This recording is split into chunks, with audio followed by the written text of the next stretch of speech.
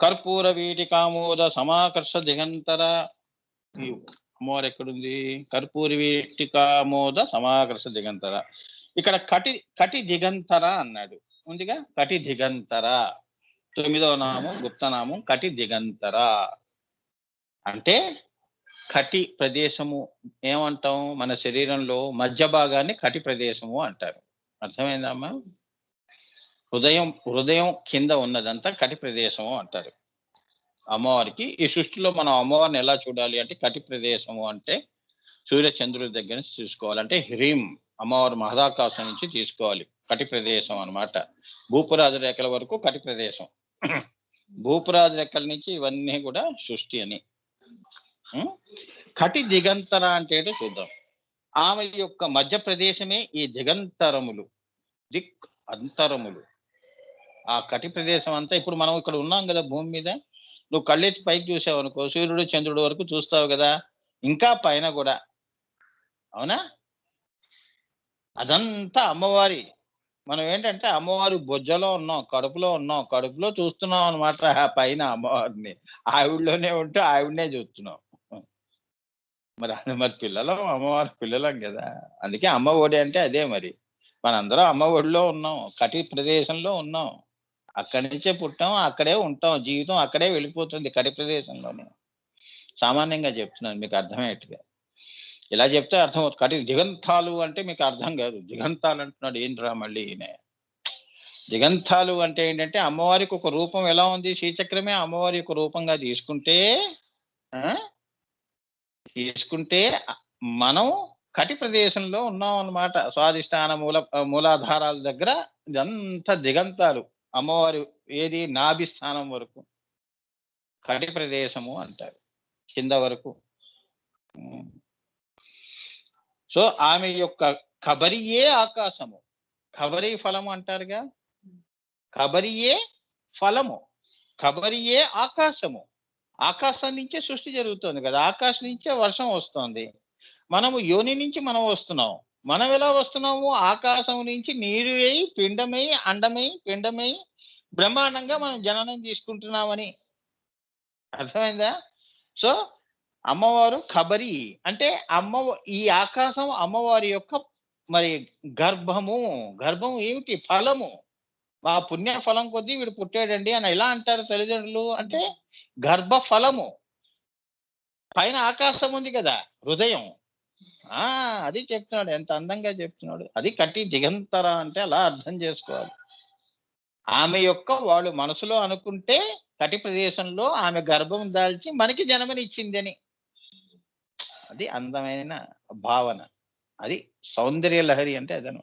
అంటే నీకు నాకు అని కాదు, దిగంతాలందరికీ 14 లోకాలు కూడా అలా ఆమె కటి ప్రదేశం. అదనమాట. ఆమె యొక్క మిగిలిన మూడవ కూటమి కటి ప్రదేశం ఎంతవరకు? అమ్మవారి యోని భాగం. యోని ఉంది కదా, మనం అందుకే మనం మధ్యలో ఉంటాం. ఆయన దేవతలు. కింద ఎవరుంటారు స్వామి అంటే ఇప్పుడు చెప్తున్నాడు. శక్తి కూటైక తాపన కట్టెదో భాగధారిణి దాని కదా. శక్తి కూటైక కట్టెదో భాగధారిణి. కట్యదో భాగధారిణి అమ్మా. ఇప్పుడు ఆమె శక్తి కూటమి. అవునమ్మా. సకల హ్రీంలో ఇప్పుడు మూడవ కూటమి చెప్తున్నాడు. సరే, మనం ఇక్కడ దాకా భూమి మీద పడ్డాము, మరి కింద కూడా ఉన్నాయి కదా పాతాళాది. ఆమె యొక్క మిగిలిన మూడవ కూటమే పాతాళాది సప్తలోకములు, పాతాళ లోకములు. సుతల మహాతల రసాతల తలాతల పాతాళ అవన్నీ 7. ఇవన్నీ పాతాళాది అమ్మవారి మూడవ భాగం కింద వస్తాయి. అందుకే జాగ్రత్తగా ఉండాలి మనం. ఇది కర్మ భూమి, కర్మ ఫలము, మొదటి ఫలం. మనం చక్కగా ఉన్నాము అంటే అమ్మవారు నిన్ను మళ్ళీ పైకి తీసుకుంటుంది. లేదు అంటే కటి ప్రదేశంలో కింద మూడవ భాగంలో పడేస్తుంది, పాతాళ లోకంలో. మరి శివ చక్రవర్తిని వామన అవతారంలో మరి విష్ణుమూర్తి పాతాళంలో చొక్కేసాడుగా. అతల విత్తల సుతల రసాతల మహాతల ఇటువంటి తలాలు పాతాళ కింద పొర అక్కడ పడేస్తాడు. మళ్ళీ అక్కడి నుంచి మళ్ళీ ఈ 7 ఆ 7 మళ్ళీ బిందువు, మళ్ళీ పరాశూన్యం. ఇక ఈ జన్మలంతా ఇంతేనా అని చెప్తున్నాడు. సో మూడవ, అందుకే దాన్నే పాతాళాది సప్తలోకములు. కటి దిగంతర అనగానే ఓం భూ, ఓం భువ, ఓం సువ, ఇవి భువర్లోకం, సువర్లోకం, మహర్లోకం అంతవరకు అమ్మవారి కటి ప్రదేశం ఉంటుంది. అంటే సత్యలోకం వరకు కూడా అని అమ్మా. ఓం భూ, ఓం భువ, ఓం సువ, ఓం మహ, ఓం జన, ఓం తప, ఓం సత్యం, ఓం సత్య వితర్వరే. సత్యం సత్యలోకం వరకు, దానిపైన త్రికోణం. మనం ఏం చేస్తున్నాం? ఓం భూ, మనం ఎక్కడున్నామో అక్కడి నుంచి కింద పాతాళాలు చెప్పం కదా, అతల వితల సుతల, ఓం భూ, ఓం భూ అలా చెప్పట్లేదు కదా, మధ్యలోంచి పైకి వెళ్ళిపోతున్నాం. అంటే నీకు ఎంత అదృష్టవంతురాలు అంటే ఒక్క మెట్టు ఎక్కావు, సప్తలోకాలు దాటి భూపురాధ రేఖల్లోకి వచ్చావు అంటే ఓం భూలో వచ్చావు. ఇంకా ఇక్కడి నుంచి నువ్వు తెలివిగా ఏంటంటే ఏమిటి, వసులోకము, రుద్రలోకము, ఆదిత్యలోకము దాటేసి ఓం భూ, ఓం భువ, ఓం సువ దాటేసేస్తే అమ్మవారి హ్రీం బీజము, మహదాకాశము, సత్యలోకము, బ్రహ్మలోకము, అది దాటిన తర్వాత అవ్యక్త ఆకాశము, దాని తర్వాత త్రికోణము, త్రికోణంలో మధ్యలో శివశక్తి, దానిపైన పరాశూన్యము అని. ఓం భూ, ఓం భువ, ఓం సువ అన్న దానిలో భూ అనేది అక్కడ ప్రారంభం అవుతుంది. భూ అంటే భూలోకము. అమ్మవారి దగ్గరికి వెళ్ళాలి అంటే ఓం భూ, ఓం భువ, ఓం సువ దాటితే గాని హ్రీంకారాసన గర్భితానలసి అమ్మ పాదాల దగ్గర పడతావు, అక్కడ పడతావు. అప్పుడు ఇక్కడ చేసుకుంటే అక్కడ పడతావు. అది అమ్మవారు చెప్తోంది. అమ్మవారి మధ్య ప్రదేశం, కటి ప్రదేశం అంటే అది అమ్మా. సో కటి ప్రదేశంలో మనం ఉన్నాము అంటే అమ్మ గర్భంలో ఉన్నామని. ఇదంతా అమ్మవారి గర్భం. సూర్యుడు చంద్రుడు దాటిన తర్వాత అమ్మవారి పై ఆకాశాలు వస్తాయి కదా. ఏది తన్మాత్ర ఆకాశ, కాంచీపురం దేవత అదే కదా నాభి అని అదే చెప్తారు కదా గురుజీ. అదేనా సమాకర్ష దిగంతరాలు 10వ గుప్తనామము ఆంతరపుర. ఆంతరపుర అనేది ఒక గుప్తనామం అమ్మ. ఈ ఆంతరపుర అనే గుణం ఏమిటి అమ్మవారిది, కృత్యం ఏమిటి, అది తెలుసుకుందాం. ఒక్కొక్క నామంలో ఎన్ని కృత్యాలు ఉన్నాయో చూడండి. మరి ఎన్ని కృత్యాలు చేసిన దాంట్లో మనం ఒక్క నామంలో 4 పనులు కూడా చేయలేము మనం. చూడండి మీరు. ఆంతర, ఆపూరము. ఆంతరము అనగా సంధ్య, సంధ్య అనగా ఎడము, ఎడము అనగా ఆకాశము, అందు అపూరముగా కూడా ఉన్నది. అట్టి ఆమెని సంధ్యాదేవి అంటారు. ఇక్కడ చెప్తానమ్మా రహస్యం, చాలా గొప్ప రహస్యం ఉంది ఇక్కడ. అమ్మ కృప ఉండాలి. శ్రీమాత్రే నమః. అంటే ఎడము ఏమా, ఆపురము, ఆంతరము అనగా సంధ్య అని అంటారు చూడమ్మా. ఇటు పగలు కాదు, అటు రాత్రి కాదు. సంధ్య అంటే అది. అటు పగలు కాదు, ఇటు అదే బ్రహ్మ ముహూర్తము అంటారు. అణువుల్లో కూడా ఒక అణువు. ఇప్పుడు పూసలు ఉన్నాయి అనుకోండి, అన్ని పూసలు కట్టిన మధ్యలో ఒక ప్రదేశం ఉంటుంది, గుర్తుందా? ఇప్పుడు మీరు పూసలు దండలు అంటే మీ భాషలో చెప్తున్నాను, అలా చెప్తే మీకు సంధ్య అంటే ఏంటో అర్థం అవుతుంది. అంటే ఇక్కడ ఆ పూసల దండల్లో ఒక పూసకి మధ్యలో కూడా కొద్దిగా ఆంతరము ఉంటుంది. అమ్మవారు అలా వదిలేయలేదు ఆంతరాన్ని, అక్కడ కూడా సంధ్యాదేవిగా కూర్చుని ఉన్నది అని. అది ఆంతరము అంటే. ఇప్పుడు శ్వాస తీస్తున్నావు కదా, శ్వాసకి మధ్యలో సంధ్య ఆంతరము ఉన్నది, అందులో కూడా ఆ తల్లి ఉన్నది, సంధ్య అంటారు ఏమా. అదే దాన్నే గాయత్రిలో ఏమంటారు, అది అధ్యాస. గాయత్రి ఏది శ్వాసతో, శ్వాస లేకుండా ఒక శ్వాసకి మధ్యలో సంధ్యను పట్టుకోవడం, సంధ్య వార్చావా అంటారు. అంటే ఇదన్నమాట. అది అసలైన గాయత్రి, గుప్త గాయత్రి. ఇదంతా స్థూల గాయత్రి, అణువులన్నీ స్థూల గాయత్రి. ఆ మధ్యలోది పట్టుకోవటం, అక్కడే అదే నీ ఆత్మ. సంధ్య అంటే అది, అదే అమ్మవారు. అక్కడ కూడా నిండి ఉన్నది అని అంటే అణువు కూడా ఆవిడే నిండి ఉంది అని నువ్వు తెలుసుకోవాల్సిందనమాట. ఆంతరము అంటే అదనమాట. ఇది అమ్మవారు ఇంతవరకు ఆజ్ఞ చేసిందన్న. ఇది క్రియాయోగంలో మీరు చక్కగా చేసుకుంటే అనుభూతి, సానుభూతి చేసుకోవచ్చు. ముక్కు మూసేయండి. శ్వాస తీసుకొని దాన్ని కుంభక రేచక పూరక చేస్తున్నప్పుడు నెమ్మదిగా నీకు ఉదాన ప్రాణం ఎప్పుడైతే సంధ్యను పట్టుకున్నావో ఈ ఉచ్ఛ్వాస నిశ్వాస వదిలేస్తావు. నువ్వు ఆత్మ అయిపోతావు. అక్కడే నీ యొక్క ఆత్మ బయటికి వచ్చినప్పుడు నీకు ఇంకేంటంటే ఇక ఆత్మకి శ్వాస ఎందుకు? ఇదే రహస్యం నాన్న, చెప్పకూడదు. అయినా ఇలా అంతే కదా. ప్రాణం పోయిన తర్వాత శ్వాస ఎందుకమ్మా? నీకు దేహస్పృహ ఉండదు. ఆత్మ బయటికి పైకి వస్తుంది. మూడో కన్ను దగ్గర నువ్వు వస్తావు. ఇక నీకు శ్వాసతో పని లేదు. అది ఆంతరపుర అంటే అది. అంటే అణువు అణువునకు అంటే అణువునందు ఉండుట, అణువులోనే కాదు అణువునందు ఉండుట, మరి ఒక అణువునందు ఉండుట సాధారణమే, అందరికీ తెలిసిందే. అణువు అనియాన మహతో మనియాన్ అనేస్తున్నావురా నువ్వు. అది కూడా కాదు కదవా, ఈ అణువుకి ఆ అణువుకి మధ్యలో కూడా ఉన్నాను నేను అని. ఆంతరము అంటే అణువు అణువుకి మధ్య ఉన్న ఆంతరములో కూడా ఆమె అవ్యక్తంగా కూర్చొని ఉంటుంది. కూర్చొని ఉంటుంది అమ్మవారు. ఇప్పుడు మీరు చూస్తారు కదా, ఆవిడ అలా కూర్చొని ఉంటుంది. ఆవిడ గనక నీ సమయం అయిపోయింది అంటే ఆమె కదిలింది అంటే అయిపోయింది. లేదా ఉచ్ఛ్వాస నిశ్వాసలు అయిపోతాయి. అర్థమైందా? పూసల వేసుకున్నాం అనుకో అమ్మా, తాడు దిగిందంటే ఏముంది, అన్ని పూసలు పడిపోతాయి. ఇప్పుడు అర్థమైందా మీకు అసలు రహస్యం? జాగ్రత్త. దీన్నే సూక్ష్మ గాయత్రి అంటారు. సూక్ష్మ గాయత్రి అంటారు, గుప్త గాయత్రి అంటారు. ఆ అంతరాన్ని కూడా పూర్తి చేసినది కాబట్టి ఆమె ఆంతరాపుర. అది కూడా నిండి ఉన్నది కాబట్టి ఆమె ఆంతరాపుర. అందుకే పురాణాల్లో ఏమన్నారు? ఇందు గరడందు సందేహం వలదు అనే దానికి ఇక్కడ ఆంతరాపుర సరిపోతుంది. భక్త ప్రహ్లాదుడు చెప్పాడు అంటే వాడు ఎంత శ్రీవిద్య చేసి ఈ నామాలు వాడు సానుభూతి చేసుకుంటే, వాడు ఆ దర్శనం సంధ్యాదేవి దర్శనం చేసుకుంటే కదా నీకు చెప్పాడు. ఇందు గలడందు సందేహం వలదు ఎందందు వెతికిన చక్రి సర్వోపగతుండు అని వాడు చెప్పాడు. అంటే అంత చిన్న వయసులో వాడు ఎంత శివోద్యోపాసకుడే ఉండాలి. చూసారా అమ్మవారు ఎంత కరుణ చూపించింది వాడి మీద. వాళ్ళ నాన్నకే చెప్పాడు. అది వాడి గొప్పతనం. అంటే వాళ్ళు శ్రీవిద్యోపాసకుడు. ఈ రహస్యాలన్నీ కూడా మన ఇక్కడ ఏది అహోబిలం మఠం దగ్గర భక్త ప్రహ్లాదుడు విద్యాభ్యాసం నేర్చుకున్నది, ఆ కొండలు గుట్టలు అవి యూట్యూబ్ లో వస్తున్నాయి.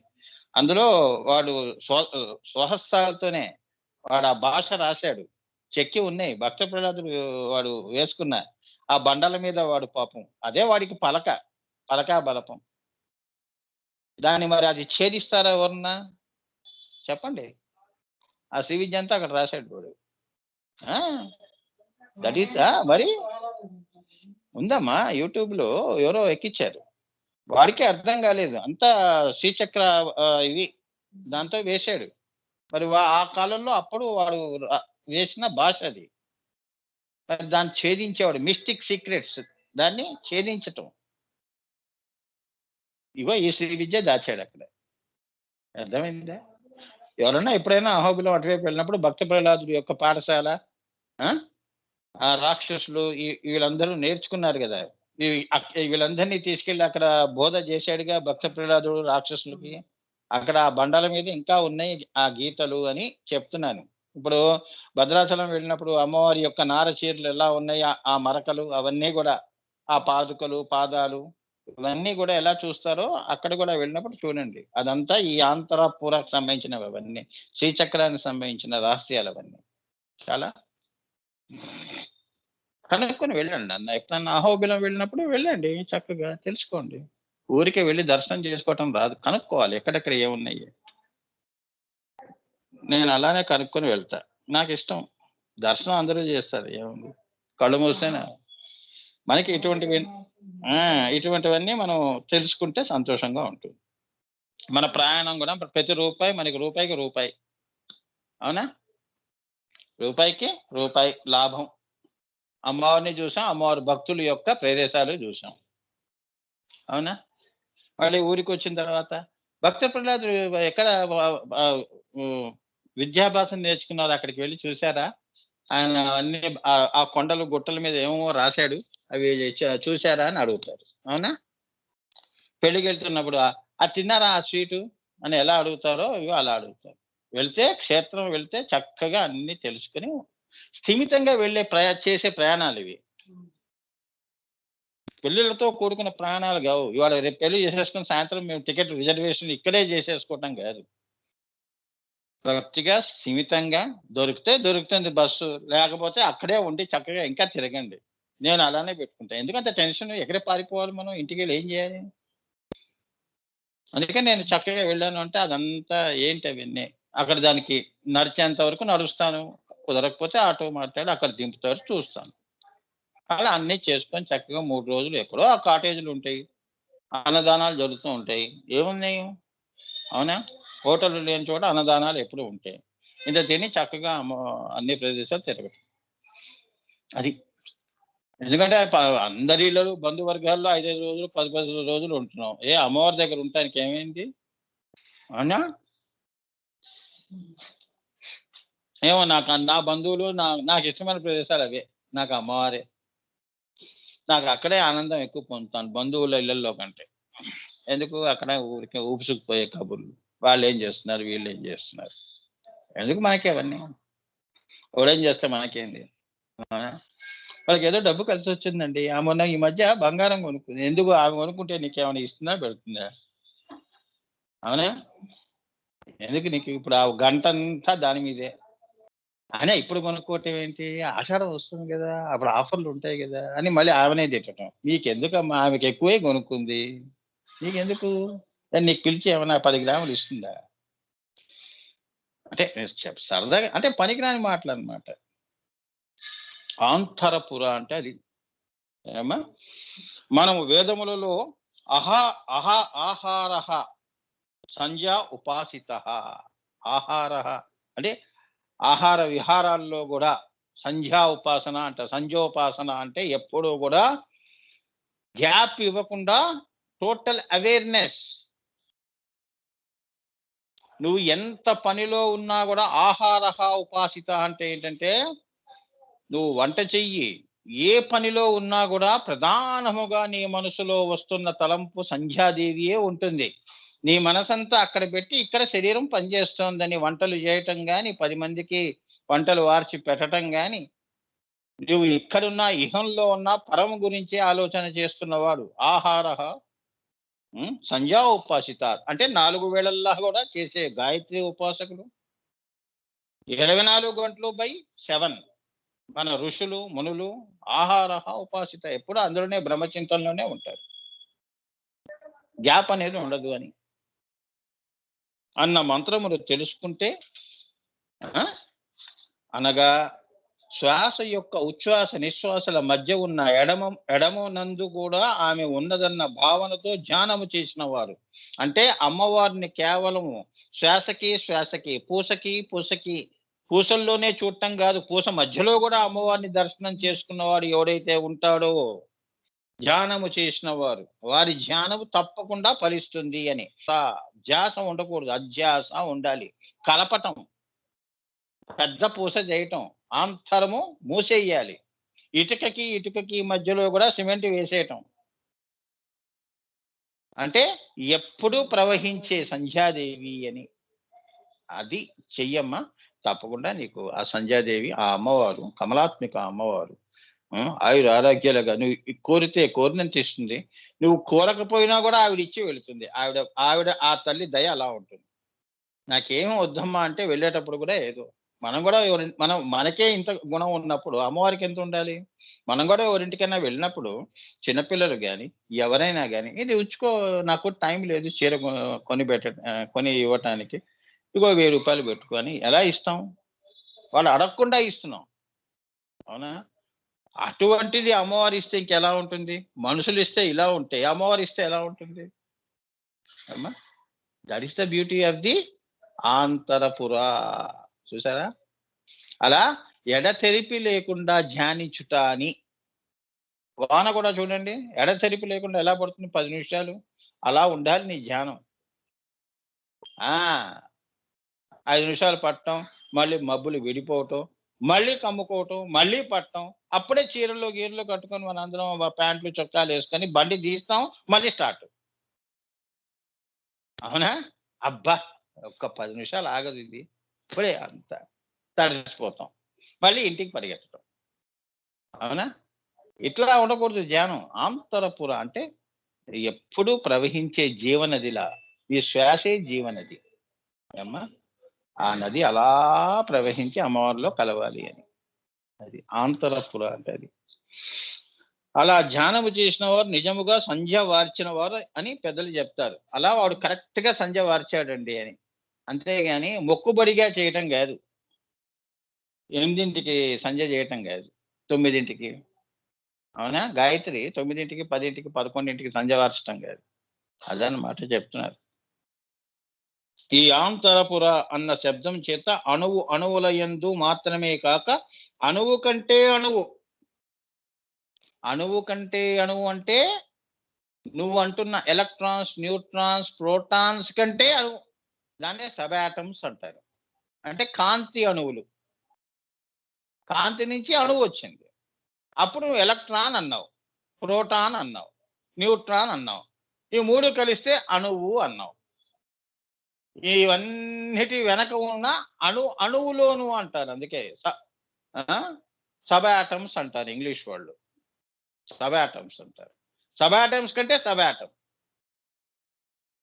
అంటే మూలము. అదనమాట చెప్తున్నాడు. అణువుల యందు మాత్రమే కాక అణువు కంటే అణువు, మహత్తు కంటే మహత్తు. నువ్వు ఏదైతే ఆకాశం చూసి ఇంత పెద్ద ఆకాశం అంటున్నావే, ఇంతకంటే పెద్ద ఆకాశాలు పైన ఉన్నాయి. చిత్ గగనాలు అన్ని ఉన్నాయి.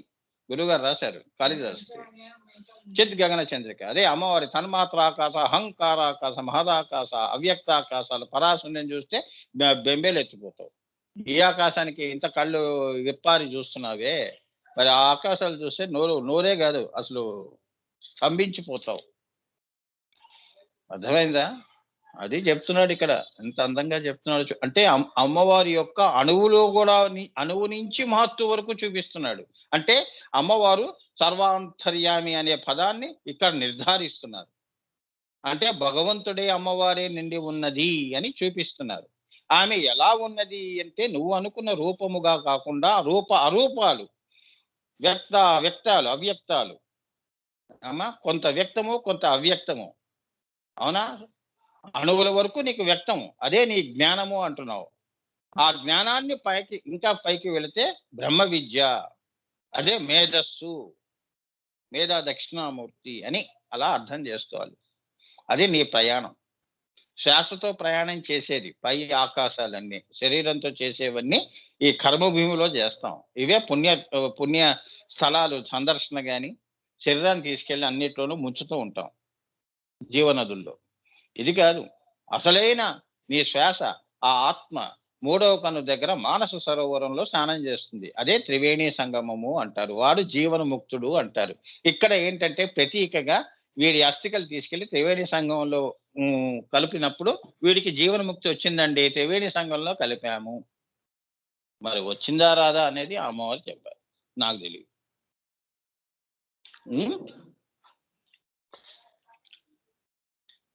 యోగులు, మునులు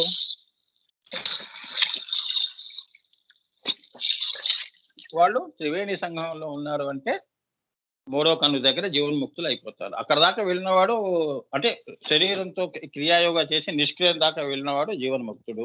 ఇది మటుకు అమ్మవారు, గురువులు, గురు పరంపర చెప్పిన మాట. అది వారి వాగ్దానం. అందుకే నేను first step Kriya Yoga, second step 64 steps అర్హులు, అర్హత ఉన్న వాళ్ళకి ఇస్తున్నాను. అది సానుభూతులు కూడా చేసుకుంటున్నారు. ఇంకేం కావాలి? నేను చెప్పట్లేదు కదా, వాళ్ళే చెప్తున్నారు. నేను ఎందుకు పోస్టులు చేస్తున్నానంటే మీకు ఇన్ఫర్మేషన్ కోసం చేస్తున్నాను, అంతేగాని మనం అంతటి వాళ్ళం ఇంతటి వాళ్ళం అని కాదు. అనోవణియాను మహతోమహి అని అమ్మవారి గురించి చెప్పుకుంటూ నా గొప్పతనం చెప్తాం ఏంటి? అది కూడా ఈ మహత్తులు కూడా మనం చేసే మంచి పనులు, గొప్ప పనులు చేసావంటే మరి ఆంజనేయ స్వామి చాలా గొప్ప పని చేశాడు. ఏమన్నాడు? నా స్వామి యొక్క అనుగ్రహంతోనే నేను ఇన్ని పనులు చేయగలిచాను అన్నాడు. అది మనం తెలుసుకోవాల్సిన విషయం. అందుకంటే గొప్పవాళ్ళం కాదు కదా. సో ఈ మధ్యప్రదేశమునందు కూడా ఆమె ఉన్నది అని, అణువు అణువుకి మధ్యలో కూడా ఉంది సంధ్య అంటారు. అందుకే ఆమెని సర్వాంతర్వ్యాపిని అని కూడా తెలుసుకోవలే. అలా కూడా తెలుసుకోండి. నేను చెప్పే విద్య అది, బ్రహ్మ విద్య, శ్రీ విద్య. ఇలా మాట్లాడండి. అందరూ ప్రపంచమే నీ కాళ్ళ దగ్గరకు వస్తుంది. అర్థమైందమ్మా? ఇది నభూతో నభవిష్యతి. అసేతు హిమాచలము కూడా నువ్వు వెళ్ళినా, ఈ విద్య తీసుకుని నువ్వు తిరుగుతున్నా కూడా నీ వెంటే అందరూ వస్తారు. అంటే అమ్మ వెంటే వస్తున్నారని. నీలో అమ్మవారు ఉంటుంది కాబట్టి నీ వెంటే ప్రపంచం ఉంటుంది. ఇంకా అటువంటి వాడికి లోటేముందమ్మా? ఆకాశమే హద్దు వాడికి. అవునా? లేనివాడు సంపాదిస్తాడు, అన్నీ ఉన్నవాడు సంపాదన ఎందుకు వాడికి? అవునా? దేనికోసం సంపాదించాలి? వాడే అదైనప్పుడు ఇంకెందుకమ్మా వాడికి? అందుకే ఆది శంకరాచార్య వారు చూడండి, ఆయన ఇంకో ఊరికి వెళ్తున్నాడంటే నాకు అన్నం ఊరు పెడతారు, ఊరు నాకు ఆశ్రయం ఇస్తారనే టెన్షన్ లేదు. ఎక్కడికి వెళ్ళినా ఆయన దేవుడే. అవునా? మా ఇంటికి రండి స్వామి, మా ఇంటికి రండి, ఇదిగో స్వామి ఇంత డబ్బు తీసుకోండి. సృష్టిలో ఉన్న సంపద అంతా ఆయనదే, కానీ ఆయన తృణప్రాయంగా చూశాడు. అవునా? మఠాలు పెట్టాడుగా, నలుగు దిశలో మఠం పెట్టాడుగా, శారదా పీఠాలని, ఈ పీఠాలన్నీ పెట్టాడుగా. పెట్టి తన శిష్యుల్ని కూర్చోబెట్టి పీఠాధిపతులను చేసి ఆయన మళ్ళీ పరివిరాజక అన్నట్టుగా వెళ్ళిపోయాడు ఆయన. ఆయనకి లక్ష్మీ అమ్మవారు కనకధారా సూత్రమే చెప్పాడు. ఉసిరికాయ దానం చేస్తేనే ఆవిడకి అంత ఇప్పించాడు. ఆయన కోరుకుంటే అమ్మవారు ఇవ్వదా? చెప్పండి. అది అలా అర్థం చేసుకోవాలి. అంటే వాళ్ళ పరివ్రాజకము అంటే ఏంటంటే ఆయన ఇవన్నీ, ఈ శ్రీ విద్య అంతా కూడా ఆయన అమ్మవారుగా తిరిగాడే గాని ఆదిశంకరాచార్యులు వారుగా తిరిగాడని కాదు. అందుకే వాళ్ళ అమ్మవారి స్వరూపాలు. అందుకే అంత ఆసువులుగా వాళ్ళు అన్ని చెప్పగలిచారు. మాతృకాస్తవం కానీ, కనకదారాలు కానీ, ఇంకేదైనా కూడా వివేక చూడమని కానీ ఆయన ముట్టుకుంది ఏముంది? శంకర భాష్యాలు కానీ అలా ఆసుగా చెప్పాడమ్మా. శారదా పీఠం అక్కడ హిమాలయాస్ లో 32 మంది మహాగురువులు ఆయన్ని పరీక్షించారు.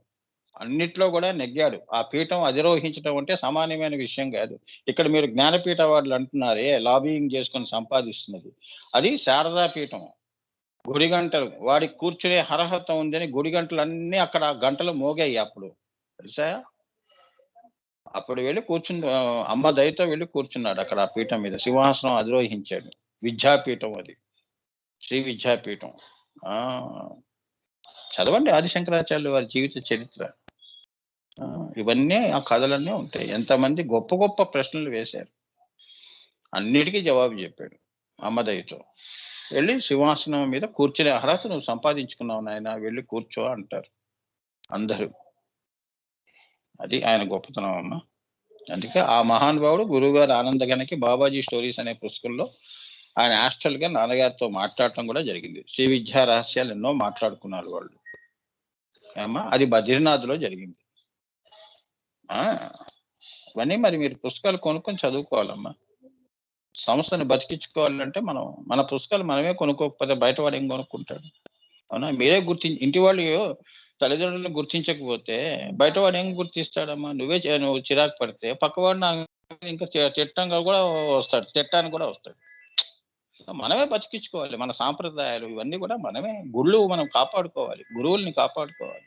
వారు పాపం ఇంత సంపద ఇచ్చారు, దీన్ని మనం సొంతం చేసుకుని పక్క వాళ్ళకు కూడా మనం ఏంటంటే ఇందులో అసలైంది ఉంది నాయన అని ఎవరు చెప్తారు ఈ రోజుల్లో? చెప్పండి. బాగుపడని ఎవరన్నా చెప్తారా? పాడైపోయిన చెప్పేవాళ్ళే ఎక్కువ. సరే, నేను చెప్పవలసింది చెప్పాను. లేదు అంటే ముందు తరాల వాళ్ళ కోసం. అందుకే నేను కొన్ని పుస్తకాలు ఆయన అన్నీ చేసేసాను, అందుకే ఆర్కీవ్స్ లో పెట్టేస్తాను. నాకా పెద్ద డబ్బుతో పెద్ద పని లేదు. పనిలే వాళ్ళే, ఇంకా భవిష్యత్తులో ఏముంది, ఇంకా లోకానికి ఇచ్చేస్తాను అంతే కదా. స్వాహా చేసేస్తాను, దశాంశ హోమం చేసేస్తాను, గురువు గారు పడిన కష్టం అంతా అంతే లోకానికి ఇచ్చేసామంటే ఇంకా అన్ని కూడా బయటే దొరుకుతాయి. ఆదిశంకరాచార్యులు వారు ఏమని ఇప్పుడు దొరకట్లా, అలానే దొరుకుతాయి. ఆయన ఇప్పుడు ఆనందఘనుల వారి పాటలు కూడా అంతే, ఇవాళ గుర్తించకపోతే రేపు గుర్తిస్తారు. అవే మారుమోగుతూ ఉంటాయి ప్రపంచంలో. అర్థమైందా? ఆదిశంకరాచార్యుల వారు ఇప్పుడు మనం అదేగా. వాళ్ళు చేసిన పనులన్నీ అజరామరం అమ్మా. ఈ రోజు కోసం రాసిన పాట కాదు అది. అమ్మ సృష్టి ఉన్నంత వరకు ఉంటారు వీళ్ళు. ఈ మహానుభావులు, అవతార పురుషులు. అది మర్చిపోకూడదు మనం. అందుకే వాళ్ళు చిరంజీవులు అంటారు వాళ్ళని. ఏమ్మా? అది జీవితం అంటే అది. పుడితే అలా పుట్టాలి, పోతే అలా పోవాలని. అంతేగాని గుంపులో గోవిందాన్ని పుట్టేసేసి 4 రాళ్ళు వెనకేసేసుకొని ఎప్పుడు పోయాడో తెలీదు. ఎవడో చెప్తే గాని ఇప్పుడు నాకు ఎవడో ఒకడు ఫోన్ చేసి చెప్పాడు. నేను ఎక్కడో పనిచేసిన వాడు పోయాడు వాడు కోవిడ్‌తో. ఆ విషయం నాకు తెలీదు. అట్లా ఏంటంటే పుడతారు, పోతూ ఉంటారు. మన పుట్టుక ఏంటో తెలీదు. ఎప్పుడు పోయావో తెలీదు. ఎవడో చెప్తే గాని తెలీదు. ఆ జన్మ బతికే కంటే వీరుల్లా బతుకు. ఒక్కరోజు కూడా ఓ సింహంలా బతుకు అని. ఏమ్మా? వాడు చచ్చినా 10,000 బతికినా 10,000 చరిత్రలో మిగిలిపోవాలి. అది ఉండాలి. అమ్మనే నమ్ముకొని అమ్మలోనే కలిశాడండి అని అనిపించాడు. ఎన్ని అవాంతరాలు వచ్చినా, ఎన్ని కష్టాలు వచ్చినా, ఎన్ని అపార్థాలు అతన్ని చేసుకున్నా కూడా అంతేగా ముందు రాళ్ళేసే కొడతారు. రాళ్ళు, పువ్వులు రెండూ సమానంగా సమాంతర. అర్థమైందా? అది సమాంతర అంటే భక్తిలో. భక్త కన్నప్ప ఏం చేశాడు? మాంసం పెట్టాడు నైవేద్యం. నువ్వేమో పులిహారను ఇవి పెడుతున్నావు పాయసాన్నాలు. అది భక్తే, ఇదే భక్తి. రెండింటినీ సమాంతర ఆయన. అదనమాట. అందుకే శివదృష్టి, సమదృష్టి అంటారు. ఆ దృష్టి మనకి ఇచ్చినప్పుడు మనకి ఇది లేదు వాడు ఇలా అన్నాడనే దృష్టి నాకెందుకు భేద దృష్టి? నవ్వుకుంటాను. నా జీవితంలో చాలా మంది మరి నేను ఈ ఆధ్యాత్మికంలో రానప్పుడు చాలా మంది చాలా రకాలుగా కామెంట్లు చేశారు. I don't care. కాలమే జవాబు చెప్తుందని ఊరుకున్నాను. నన్ను తిట్టిన వాళ్ళే నా కాళ్ళ దగ్గరకు వచ్చారు. అర్థమైందా? అది అమ్మవారి అనుగ్రహం. ఆవిడ ఊరుకుంటుందా? కాళ్ళ దగ్గర పడేస్తుంది. ఏమ్మా మోక్షం గీక్షం కానీ వాడి దగ్గరికి వెళ్ళి అంటుంది. తల్లి ఊరుకోదు కదమ్మా. తన బిడ్డల్ని ఎవరిని ఏమన్నా అంటే ఊరుకోదు. శ్రీ విద్యోపాసకులు కానీ ఇప్పుడు మీరందరూ ఉన్నారు కదా సువాసినులు, మీరందరూ అమ్మవారి పూజల్లో ఉన్నప్పుడు అమ్మవారు ఊరుకోదు. ఏదో సమయం చూసి వాడికి బుద్ధి చెప్తుంది. ఆ మార్పు ఇంకా వాడికి జీవితంలో శాశ్వతం. ఒకరోజు మార్చదు, జన్మే మారిపోతుంది వాడిది. నీ వల్ల వాడు బాగుపడతాడు. అర్థమైందా? ఒక చెంప చూపించాం, కొట్టావు, ఇంకో చెంప కూడా చూపించా. దాంతో నువ్వు మారాలి. ఇంకా మారలేదు అంటే ఇంకా అంతే నీ తలరాత. అంతేగా? అందుకే దేవుడు కూడా మార్చలేడురా అంటాం వాడిని. ఇక అటువంటి వాడి యొక్క గతి ఎలా ఉంటుందో ఇంకా మనం ఊహించుకోవచ్చు.